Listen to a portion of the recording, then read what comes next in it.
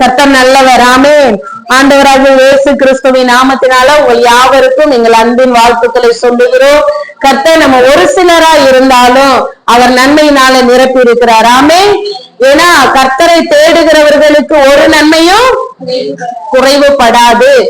ஆண்டவர் சொன்ன வார்த்தையின்படியே எங்கே 2 பேர் 3 பேர் ஒரு சிலராய் கூடி இருக்கிறார்களோ அந்த இடத்திலே நான் என்ன செய்வேன்? வருவேன், வாசம் பண்ணுவேன் சொன்னார். அப்ப இந்த இடத்துல ஒரு திரள் கூட்டம் இருக்கோ இல்லையோ கர்த்தருடைய கரம் இருக்கிறது. ஆமென். கர்த்தருடைய ஆவியானவர் இந்த இடத்துல என்ன இருக்கிறார்? அசைவாடி கொண்டிருக்கிறார். கர்த்தருடைய பிள்ளைகளாகிய நாமும் அவருடைய பிரசனத்துக்குள்ளாக அவருடைய சமூகத்துக்குள்ளாக என்ன செய்யப்பட்டிருக்கோம்? இணைக்கப்பட்டிருக்கோம். இன்றைக்கு வாசித்த சங்கீதம் 105வது சங்கீதத்துல கர்த்தருக்கு ஸ்தோத்திரம் 19வது வசனத்தை வாசிப்போமா? சங்கீதம் 105ல 19வது வசனம்.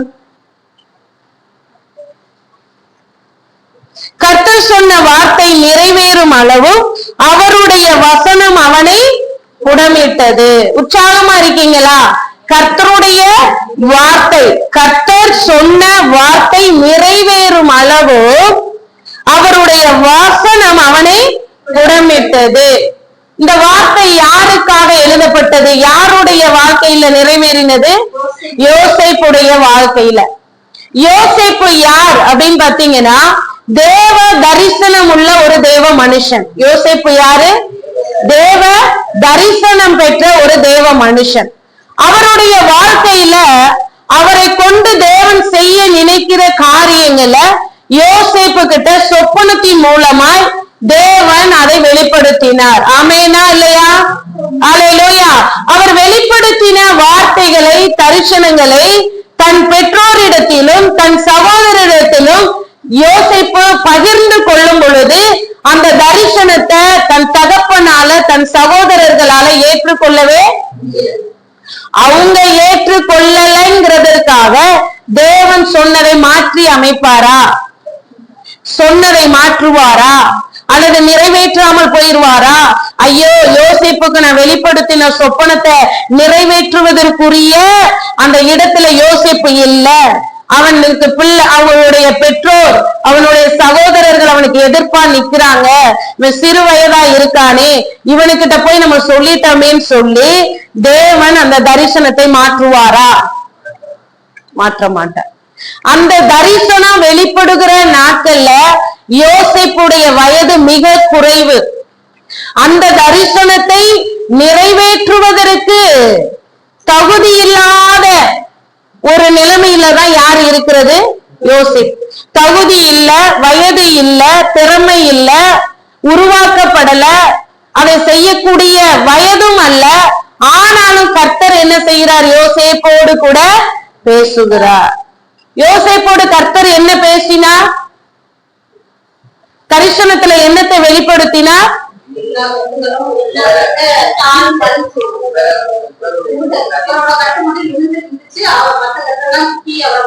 வணங்கினது. அடுத்து ஒரு காரியத்தை வெளிப்படுத்தினாரே, நட்சத்திரங்களும் சந்திரனும் சூரியனும் இவரை வணங்குவது போல ஒரு தரிசனம். இந்த தரிசனத்தின் நிமித்தமாக யோசேப்புக்கு ஆசீர்வாதம் வரல. தேவன் வெளிப்படுத்தின தரிசனத்துக்கு விரோதமாக என்ன நடந்ததுன்னா எதிர்ப்புகளும் உபத்திரவங்களும் பாடுகளும் தான் யோசேப்புடைய வாழ்க்கையில வெளிப்பட்டது. தகப்பன் கடிந்து கொள்ளுகிறார், சகோதரர்கள் பொறாமை கொள்ளுகிறார்கள், சகோதரர்களால் அந்த தரிசனத்தை ஏற்றுக்கொள்ள முடியவில்லை. அப்ப தரிசனம் பெற்ற நமக்கு பிரச்சனை வருமா வராதா? தேவன் சொன்ன வார்த்தை இருக்கும் போது நம்ம வாழ்க்கையில போராட்டங்கள் வருமா வராதா? இன்றைக்கு நிறைய பேர் நினைக்கிறாங்க, நான் ஆண்டவருக்குள்ள இருக்கிறேன், எனக்கு பிரச்சனையே வரக்கூடாது, தேவனுடைய வாக்குத்தத்தம் எனக்கு இருக்கிறது, எனக்கு போராட்டமே வரக்கூடாது, நான் தரிசனம் பெற்றவர், எனக்கு பிரச்சனைகள், போராட்டங்கள், எதிர்ப்புகள் வரவே கூடாது. ஏன் ஆண்டவர் இப்படித்தானே பேசினார்? என்னை உயர்த்துவேன் தானே சொன்னார், என்னை ஆசீர்வதிப்பேன் தானே சொன்னார், எல்லாரும் என்னை வணங்குவார்கள் தானே சொன்னார். ஆனா என் வாழ்க்கையில நடப்பது எல்லாமே எப்படி இருக்கு? அதற்கு எதிர்மறையாவே இருக்கு. அப்ப இது ஆண்டவர் பேசல, இது பிசாசு பேசினான் என்று அநேகர் தவறான முடிவை எடுத்துக்கொள்ளுவோம். அப்படி அல்ல அருமையான தேவ பிள்ளைகளே. ஆண்டவர் தேவ சித்தத்தை செய்யும்படி தரிசனத்தோட தான் ஆண்டவராகிய இயேசு கிறிஸ்து பூமிக்கு மனுஷகுமாரனாக வந்தார். பாடு இல்லாம தேவ சித்தத்தை இயேசு கிறிஸ்து நிறைவேற்றல. உபத்திரவம் இல்லாம தேவ சித்தத்தை இயேசு கிறிஸ்து நிறைவேற்றவே கிடையாது. தேவ சித்தம் செய்யும் அளவு நிறைவேறும் அளவுக்கும் இயேசு கிறிஸ்துடைய வாழ்க்கையில பாடுகளும் உபத்திரவங்களும் வேதனைகளும் நிந்தைகளும் அவமானங்களும் என்ன செய்தது? தொடர்ந்தது. ஆனாலும் அதற்கு மத்தியிலையும் தேவ சித்தம் செய்வது என்னுடைய போஜனம், என்னுடைய பானம் என்ற வைராக்கியத்தோடு பல எதிர்ப்புகளுக்கு மத்தியில நம் ஆண்டவராகிய இயேசு கிறிஸ்து பிதாவினுடைய சித்தத்தை நிறைவேற்றுகிற வரைக்கும் என்ன செய்தார்? தேவ சித்தத்துக்குள்ள உறுதியாய் நின்றார். ஆமென், ஹல்லேலூயா. அதே போலதான் பிதாவாகிய தேவன் வெளிப்படுத்தின அந்த தரிசனம் நிறைவேறுகிற வரைக்கும் யோசேப்புடைய வாழ்க்கையில பல பாடுகள், பல அவமானங்கள், பிரச்சனைகள், புறக்கணிக்கப்படுகிற ஒரு அனுபவத்தை யோசேப்புடைய வாழ்க்கையில அவர் சந்திக்கிறார். ஆமென், ஹல்லேலூயா. ஆண்டவருக்குள்ள வந்துட்டா பாடு இருக்க கூடாதுன்னு நினைக்காதீங்க.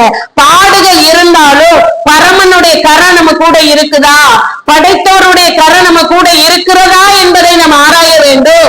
அப்படி இல்லாதது போல நீங்க உணர்ந்தீங்கன்னா, ஆண்டவரே இந்த பாடுகள் வழியாக நீங்க நடத்துறீங்கன்னா படைச்சவர் என்னோடு கூட இருந்து என்னை பலப்படுத்துங்க, இந்த பாதையில நடப்பதற்கு வேண்டிய பலனை எனக்கு கொடுங்க, பாடுகளை சகித்துக் கொள்ள வேண்டிய கிருபையை எனக்கு.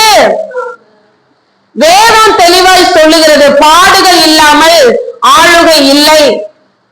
ஆண்டவர் சர்வ வல்லமையுள்ள தேவனே இந்த பூமியில தேவ சித்தத்தை நிறைவேற்றுவதற்கு அவர் சில பாடுகளை அனுபவித்தார். தேவகுமாரன், தேவாதி தேவனாய் இருந்தவர், தேவனோடு இருந்தவர். ஹல்லேலூயா. அவர் சர்வ வல்லமையுள்ள தேவன், அவருக்கு சகலமும் கீழ்ப்படிந்திருந்தது. ஆனாலும் தேவ சித்தம் செய்யும்படி தன்னை அர்ப்பணித்து பூமிக்கு வந்த பொழுது பாடுகள், உபத்திரவங்கள், வேதனைகள், நிந்தைகள் வழியாகத்தான் அவர் என்ன செய்தார்? அவர் அதனால்தான் தெளிவா சொல்லுகிறார், என்னுடைய அடிச்சுவடுகளை நீங்க என்ன செய்ய வேண்டும்? ஆசீர்வாதம் ஆசீர்வாதம்னு தேடி ஓடாதீங்க. ஆசீர்வதிக்க வந்த நானே என்ன செஞ்சேன்? பிதாவின் சித்தத்தை செய்யும் பொழுது வந்த பாடுகள் வழியாய், உபத்திரவங்கள் வழியாய் கடந்து போனேன். ஆனா எந்த பாடுகளும் எந்த உபத்திரவங்களையும் என்ன சேதப்படுத்தல.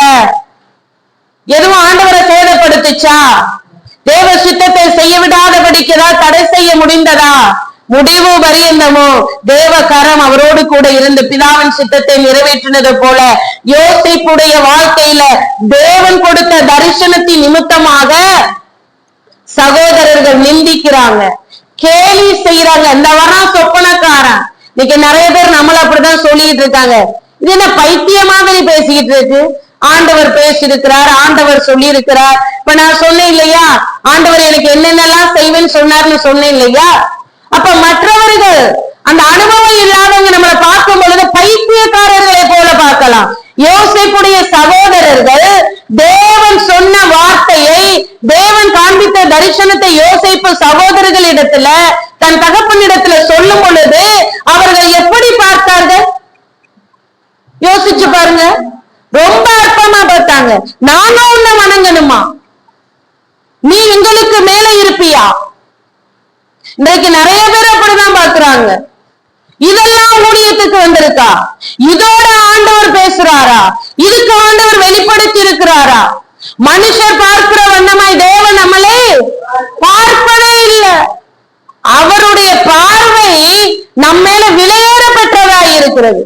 உலகத்தில் பார்வைக்கு நம்ம அற்பமா எண்ணப்பட்டாலும் தேவனுடைய பார்வையில நம்ம விலையேறப்பட்டவர்களா இருக்கிறோம் என்பதை நாம் மறக்க கூடாது. யோசேப்பை குறிச்சு அவங்க அற்பமா பேசுனதுக்கு காரணம் என்ன தெரியுமா? அவங்க பார்வையில யோசேப்பு ரொம்ப சின்னவன், ரொம்ப சின்ன ஆளு. தரிசனத்துக்கு ஆளுக்கும் சம்பந்தமே இல்லை. ஆனா தேவன் சொன்ன வார்த்தையின்படியே யோசேப்புடைய வாழ்க்கையில பாடுகள் இருந்தாலும், பிரச்சனைகள் இருந்தாலும், போராட்டங்கள் இருந்தாலும், நிந்தைகள் இருந்தாலும், அவமானங்கள் இருந்தாலும், ஒடுக்கம் இருந்தாலும், சிறையிருப்பு இருந்தாலும், அடிமைத்தனம் இருந்தாலும் கர்த்தருடைய வார்த்தை அவனோடு கூட என்ன செய்தது? தொடர்ந்தது. அதனாலதான் அந்த 19வது வசனத்துல பார்க்கிறோம். சங்கீதம் 105:19 கர்த்தர் சொன்ன